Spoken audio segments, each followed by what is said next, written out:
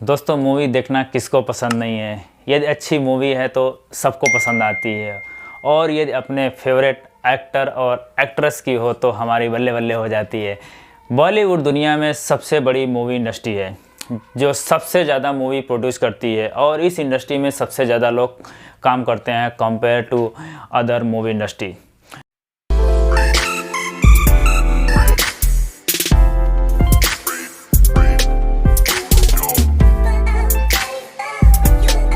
नमस्कार दोस्तों, मैं हूं जितेंद्र सिंह और आपका मेरे YouTube चैनल बड़ा ड्रीम में बहुत स्वागत है। यदि आप इस चैनल पर नए हो तो चैनल को सब्सक्राइब जरूर कर लें, क्योंकि इस चैनल पर ऐसे ही आपको एजुकेशनल, लर्निंग और जनरल अवेयरनेस की वीडियो की डिटेल एनालिसिस मिलती रहती है।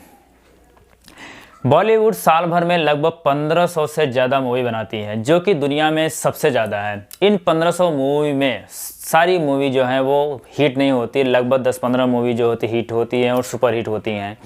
यदि ऐसा रेशियो है तो ये गेम जो है बहुत बड़ा रिस्की गेम है। इसके बावजूद भी इंडिया में हर साल मूवी बनती रहती हैं। इसके पीछे क्या रीज़न है, आइए इस वीडियो में हम डिटेल में समझने की कोशिश करते हैं।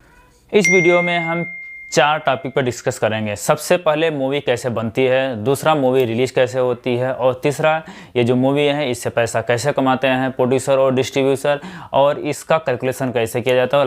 जब कोई फिल्म बनती है तो ऐसा नहीं होता कि एक ही आदमी सारा पैसा अपने घर से लगा देता और मूवी फ्लॉप होने के बाद वो रोड पे आ जाता है। मान लीजिए कि आपको एक मूवी बनानी है तो आपको एक प्रोड्यूसर की ज़रूरत होती है, जो कि मूवी में पैसा लगाता है। एक मूवी 4 फेज में बनती है, और चारों फेज में जो पैसों की ज़रूरत होती है वो एक प्रोड्यूसर खर्च करता है। पहला जो स्टेज है वो डेवलपमेंट का है, जिसमें कि मूवी की स्क्रिप्ट लिखी जाती है, स्टोरी लिखी जाती है और डायलॉग लिखे जाते हैं। ये सब डेवलपमेंट फेज में आता है। दूसरा जो स्टेज है वो है प्री प्रोडक्शन का, जहाँ पे प्लानिंग की जाती है कि शूटिंग कहाँ करनी है, लोकेशन कहाँ का डिसाइड करना है, कौन कौन से एक्टर होंगे, कौन कौन से एक्टर्स होंगे, और क्या क्या, और कौन कौन से सपोर्टिंग एक्टर होंगे। ये सारा प्लानिंग जो है प्री प्रोडक्शन में किया जाता है। उसके बाद आता है थर्ड जो है प्रोडक्शन। इसमें एक्चुअल शूटिंग होती है, वो शुरू से लेके एंड तक जो भी शूटिंग होती है वो स्टेज में किया जाता है। और जो चौथा है वो पोस्ट प्रोडक्शन, जिसमें कि क्या कहते हैं एडिटिंग की जाती है, म्यूजिक की एडिटिंग की जाती है, ग्राफिक्स की एडिटिंग की जाती है, जो भी डिज़ाइन होती है वो सारा जो है ये पोस्ट प्रोडक्शन में किया जाता है। ये चारों स्टेज में जो भी पैसा लगता है वो पूरा प्रोड्यूसर लगाता है। अब देखेंगे हम कि मूवी रिलीज कैसे होती है। मूवी रिलीज कैसे, जब मूवी इन चारों स्टेज से, जैसा कि मैंने बताया, जब उससे रेडी हो जाती है तो प्रोड्यूसर को ज़रूरत होती है मूवीज़ को सेल करने के लिए डिफरेंट प्लेटफॉर्म पे उसको रिलीज़ करना होता है। तो ये डिफरेंट प्लेटफॉर्म क्या क्या होते हैं आपके पता है। सिनेमा थिएटर्स हैं, बहुत सारे स्ट्रीमिंग प्लेटफॉर्म्स हैं, टीवी चैनल्स हैं। मार्केट में 3 टाइप के बायर्स अवेलेबल हैं: distributor, streaming platform and TV channel. इन तीनों में से जो प्रोड्यूसर होते हैं उनको चूज़ करते हैं कि हमें कौन से बायर्स को हम यूज़ करें, किसको हम सेल करें। बट तीनों का हम अलग अलग देखेंगे क्या क्या रोल हैं। तो सबसे पहले हम देखेंगे कि डिस्ट्रीब्यूटर।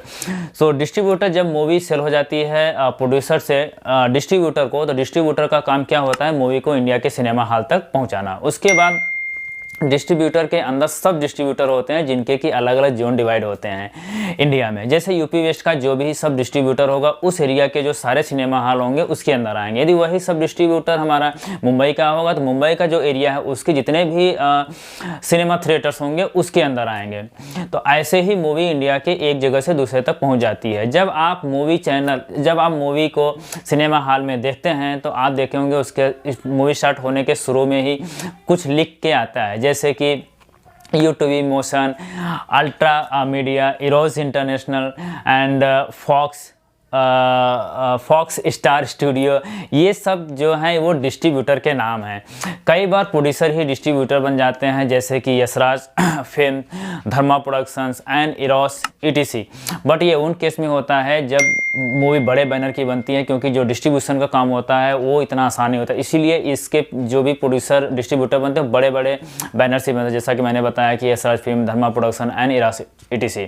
अब हम देखेंगे स्ट्रीमिंग प्लेटफॉर्म क्या है। तो जिसको हम OTT प्लेटफॉर्म भी बोलते हैं, जिसका जो फुल फॉर्म है उसको बोलते हैं ओवर द टॉप। इस प्लेटफॉर्म में प्रोड्यूसर मूवी को भी सेल करता है, डिस्ट्रीब्यूटर भी सेल कर सकता है यदि वो डायरेक्ट प्रोड्यूसर से मूवी को खरीद लिया है। तो मोस्ट जो स्ट्रीमिंग प्लेटफॉर्म है वो है नेटफ्लिक्स है, अमेज़न प्राइम वीडियो है और हॉटस्टार है और G5 भी है। यहाँ पे आप बिना किसी केबल और ब्रॉडकास्टिंग से आप इंटरनेट के थ्रू किसी भी मूवी को कभी भी देख सकते हैं। और जो नेक्स्ट है वो टीवी चैनल्स है। प्रोड्यूसर तो डिस्ट्रीब्यूटर को मूवी सेल करता ही है, लेकिन वह डिफरेंट टाइप का राइट्स भी सेल करता है, जैसे कि सैटेलाइट्स राइट, उस पर्टिकुलर मूवी को किस चैनल पे सबसे पहले टेलीकास्ट किया जाएगा उसको हम बोलते हैं सैटेलाइट राइट्स। तो इसको हम बोलते हैं WTP, वर्ल्ड टेलीविज़न प्रीमियम। ये राइट्स बहुत कॉस्टली होता है, यहाँ से प्रोड्यूसर बहुत सारा पैसा कमाते हैं। यदि आपको राइट्स के बारे में ज़्यादा जानना है तो मैंने एक वीडियो बनाया था इंटेलेक्चुअल प्रॉपर्टी राइट, मैं डिस्क्रिप्शन में उसका लिंक दे देता हूँ, आप उसको देख सकते हैं। अब हम देखेंगे कि मूवी पैसा कैसे कमाती है। आपने देखा होगा कि मूवी जो है cinema house, TV channels and other streaming platform पर रिलीज हो जाती है। यहाँ से प्रोड्यूसर तो पैसा कमाता ही है और अलग अलग राइट्स जैसे म्यूजिक राइट्स, एक मूवी में लगभग 4 से 5 गाने होते हैं जो टेलीकॉम कंपनियाँ होती हैं अपनी कॉलर ट्यून के लिए इन गानों का यूज़ करती हैं। तो इनको प्रोड्यूसर से इन गानों की कॉलर ट्यून के लिए उनको ख़रीदना पड़ता है बायर से पैसा देके। इसके लिए भी प्रोड्यूसर बहुत सारे पैसा कमाते हैं। उसके बाद डिजिटल राइट्स भी है, ओवरसीज राइट्स है, जैसे कि ओवरसीज में मूवी रिलीज होती है तो उसके लिए भी प्रोड्यूसर बहुत सारे पैसा कमाते हैं। इन सब से प्रोड्यूसर को बहुत सारा पैसा मिलता है। एक तरीका यह है कि प्रोड्यूसर कोई मूवी बनाए, मान लीजिए एग्जांपल लेते हैं, कोई प्रोड्यूसर ने 100 करोड़ की मूवी बनाया और वो सीधे 200 करोड़ में किसी डिस्ट्रीब्यूटर को सेल कर देता है, तो वो सीधे सीधे यहाँ गेम से बाहर हो गया 100 करोड़ का प्रॉफिट लेके। अभी डिस्ट्रीब्यूटर का काम क्या होता है कि उस मूवी को बहुत सारा पैसा खर्च करके उसकी मार्केटिंग करेगा, उसका प्रमोशन करेगा, उसका एडवर्टाइजमेंट करेगा। यदि मूवी हिट हो जाती है तो बहुत सारा पैसा कमाता है, यदि मूवी वहीं फ्लॉप हो जाती है तो उसको बहुत सारा लॉस भी देखना पड़ता है। इस पूरे प्रोसेस को हम आउटराइट परचेज करते हैं। और दूसरा जो प्रोसेस है उसको हम बोलते हैं MG रॉयल्टी, इसको बोलते हैं मिनिमम गारंटी रॉयल्टी। इसमें क्या होता है कि मूवी जो है बहुत ज़्यादा हिट कर जाती है, डिस्ट्रीब्यूटर बहुत ज़्यादा पैसा कमा लेता है, तो उस प्रॉफिट में हमें प्रोड्यूसर को, हमें मीन्स डिस्ट्रीब्यूटर को उस प्रॉफिट में कुछ पोर्शन जो है प्रॉफिट का देना पड़ता है। तो इसको हम बोलते हैं MG रॉयल्टी। कुछ केस में प्रोड्यूसर ही डिस्ट्रीब्यूटर बन जाते हैं, जैसा कि मैंने पहले ही बोला था। ऐसे केस में एक जो लेयर होती है वो डिस्ट्रीब्यूशन की वो कम हो जाती है, जिससे कि प्रोड्यूसर जो है ज़्यादा पैसा कमा पाता है। तो डिस्ट्रीब्यूशन का काम करना इतना आसान नहीं होता, इसलिए बड़े बड़े बैनर ही इसमें हाथ डालते हैं, जैसे कि मैंने पहले बोला कि यशराज फिल्म्स है, धर्मा प्रोडक्शन है एंड रेड चिली एटसेट्रा। आपने देखा होगा कि जो बड़े बड़े स्टार्स होते हैं साल भर में 1 या 2 मूवी बनाते हैं, और वहीं जो छोटे स्टार होते हैं वो 4 से 5 मूवी बनाते हैं। फिर भी इन बड़े बड़े स्टार के सामने जो छोटे छोटे स्टार का नेटवर्क होता है बहुत कम होता है। कहने का मतलब है बड़े स्टार का नेटवर्क बहुत ज़्यादा होता है, इवन वो छोटी मूवी बनाते हैं, और छोटे स्टार ज़्यादा मूवी बनाते हैं फिर भी उनका नेटवर्क उतना अच्छा नहीं होता। इसके पीछे रीज़न ये है कि जो बड़े स्टार होते हैं वो मूवी जब बनाते हैं तो मूवी के प्रॉफिट में भी उनका कुछ शेयर होता है। कहने का मतलब है फाइनली हुआ कि एक प्रकार के वो उस मूवी के को प्रोड्यूसर बन जाते हैं, जिससे उनको भी बहुत सारी अर्निंग होती है।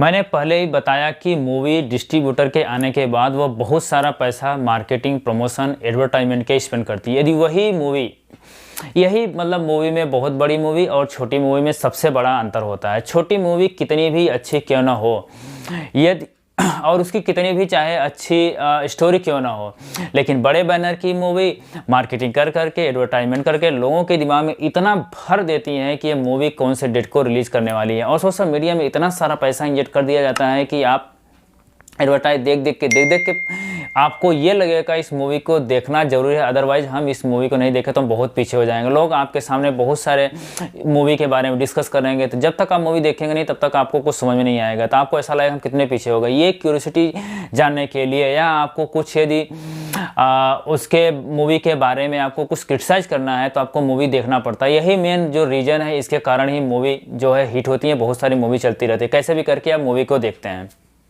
अभी हम देखेंगे कि how the calculation is begin. Calculation हम मूवी का कैसे करते हैं, कैसे अर्निंग का कैलकुलेशन किया जाता है, हम इसको देखते हैं।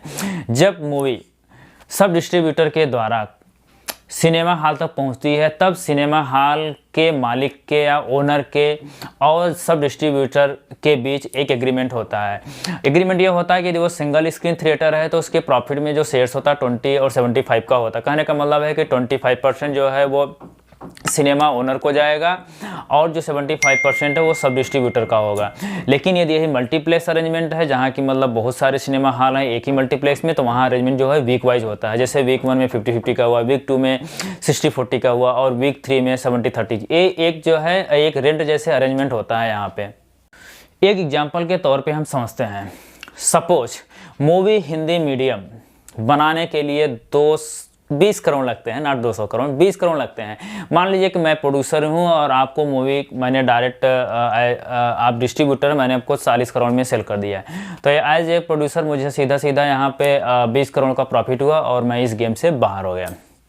अब डिस्ट्रीब्यूटर का काम क्या है कि वह मूवी में कुछ पैसा इन्वेस्ट करेगा, उसको प्रमोट करेगा, उसको एडवर्टाइजमेंट करेगा और मार्केटिंग करेगा। मान लीजिए ये सब करने के लिए 10 करोड़ लगता है, तो टोटल जो डिस्ट्रीब्यूटर हुआ कितना गया, 40 करोड़ में खरीदा और 10 करोड़ अपने एडवर्टाइजमेंट मार्केटिंग प्रमोशन के लिए टोटल 50 करोड़ खर्चा किया। अब इस मान लीजिए कि डिस्ट्रीब्यूटर ने 15 करोड़ जो है वो सैटेलाइट्स राइट में, जैसा कि मैंने बताया टीवी चैनल्स और जो भी राइट्स हैं उसमें कमाए। अब उसके बाद जो क्या कहते हैं मूवी जो है सब डिस्ट्रीब्यूटर को सेल कर दिया और वो सब डिस्ट्रीब्यूटर जो है वो सिनेमा हॉल के जो भी थिएटर हैं जो मालिक हैं उनके पास वो भेज दिया। यहाँ पे मान लीजिए कि पूरा जो है मूवी ने पूरे बॉक्स ऑफिस में 100 करोड़ का कलेक्शन किया। बॉक्स ऑफिस उसको बोलते हैं जहाँ पे मूवी का सेल होता है, जो भी कलेक्शन किया जाता है उस पर्टिकुलर टिकट काउंटर पर, उसको हम बोलते हैं बॉक्स ऑफिस कलेक्शन। तो मान लीजिए मूवी ने 100 करोड़ का कलेक्शन किया, तो 100 करोड़ का कलेक्शन किया तो उसमें आपको कुछ जीएसटी देना पड़ेगा। मान लीजिए 20% जीएसटी देते हैं तो आपका 80 करोड़ जो है वहाँ पे मूवी का सेविंग गया।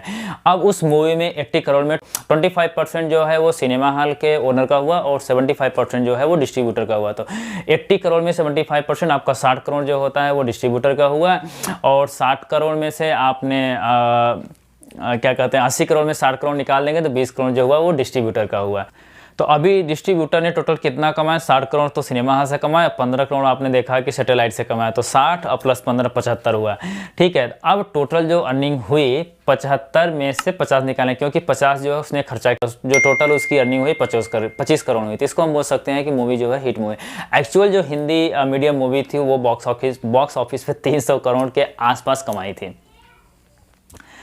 मूवी हिट करने के लिए डिस्ट्रीब्यूटर का जो है बड़ा इन्फ्लुएंस होता है। कभी कभी अच्छी मूवी भी हिट नहीं हो पाती क्योंकि मार्केटिंग, प्रमोशन, एडवर्टाइजमेंट अच्छे से नहीं हो पाते। वहीं आप देखेंगे वेडनेसडे मूवी एक अच्छी मूवी और एक अच्छी स्टोरी भी थी जो लोगों को बहुत पसंद आई थी, लेकिन वो मूवी हिट नहीं हुई, हिट नहीं हो पाई। क्यों हिट नहीं हो पाई? क्योंकि उसकी मार्केटिंग और प्रमोशन और एडवर्टाइजमेंट उस तरीके से नहीं हुई जैसे एक बड़े बैनर की मूवी की होती है। हर मूवी के एक प्रिंट होते हैं। मान लीजिए कि इंडिया में 1000 सिनेमा हॉल है। अब कोई बड़ी मूवी रिलीज होती है तो उसने 7 से 8000 तक सिनेमा हॉल जो है बड़ी मूवी ले लेते हैं। तो अब छोटी मूवी के लिए बहुत सिनेमा हॉल कम बचते हैं, उनके लिए इतना जगह नहीं बचती है कि वो मूवी को इंडिया के लोगों तक पहुँचाएँ। इसकी वजह से जो है छोटी मूवी हिट नहीं हो पाती है। और बड़ी मूवी का पहले से डिसाइड हो जाता है कि ईद और दिवाली पे कौन कौन से एक्टर्स की मूवी रिलीज होने वाली है, तो इससे छोटी मूवी के लिए उतना ज़्यादा स्कोप बच नहीं पाता है।